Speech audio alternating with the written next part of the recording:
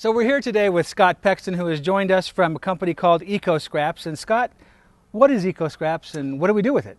Well, EcoScraps, well, we're called EcoScraps because we collect food scraps from grocery stores. The food that would normally be thrown away because it's not good enough for people's tables. And they keep that separate for you so you can just run off with it and make stuff? You know, it's part of their waste stream, and so they have to throw it away one way or the other. We keep it from going to the landfill where all it does is rot and make methane gas. Excellent. So what you do is you take it and you make soil amendments and potting soil? Yes. Here's an example of some of the fruits and vegetables that I collected just yesterday from a grocery store. It's just wow.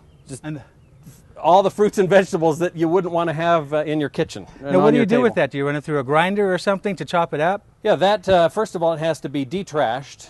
We take away the plastic and whatnot, and then it goes through a grinder, and then it is mixed with sawdust or wood product. Here's an example of some of that.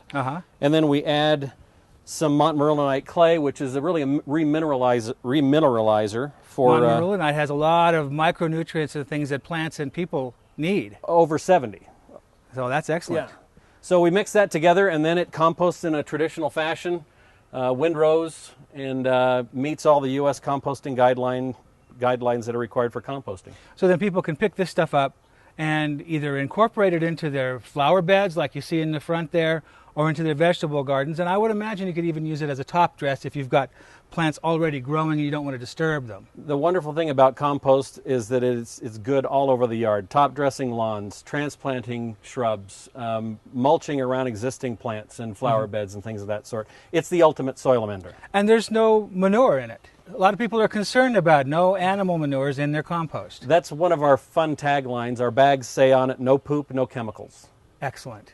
So I see you have compost mix, which is a no-brainer, that's obvious. And you have a garden soil mix that you mix with the soil in your gardens when you're planting. Correct. It works the same as the compost. As the compost. And then you also have a potting mix. We do make a potting mix, and there isn't another potting mix like this one. We start with a basis of our compost, and then we add... Looks like some perlite in there. There's perlite in there. Yeah. We use coconut coir. Coconut, so it's compost and coconut coir. More sustainable. The coconut coir actually works better than peat moss. It's more sustainable, it holds moisture better, and it doesn't break down as fast. There you go. So that's our potting mix, and it's a really high quality potting mix because of it. Well, thank you for joining us on the show today. I want to encourage everybody to go out there, look for this product. You can find it on our website. Click on Scott at our website, and you'll find out where you can buy it. And right now, we're going to go join MJ up in the front yard, Scott, and we're going to go and put some of this stuff down in some of the flower beds up front. That sounds great.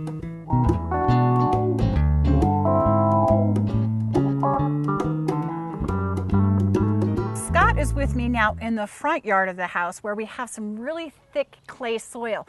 Now, we've learned a lot about your product and how it was made, but let's talk about all the uses we can have for our gardens. Well, MJ, this is all about making your soil healthy.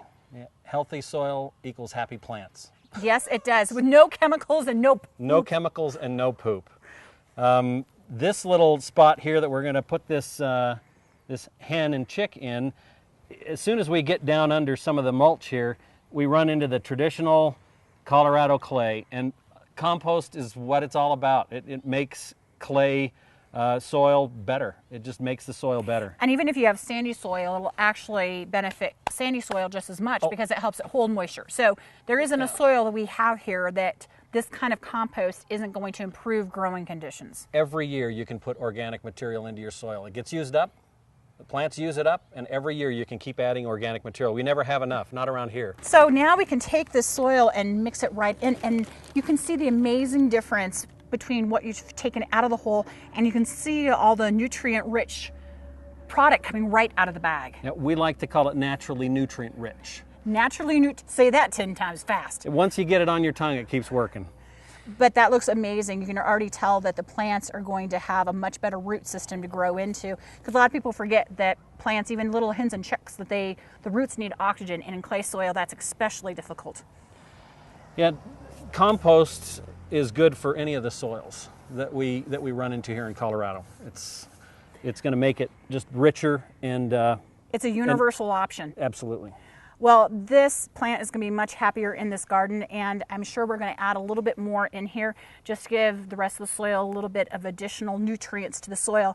So this looks fantastic. Scott, thanks for introducing us to the EcoScraps, and I can't wait to find this in our local garden centers and stores.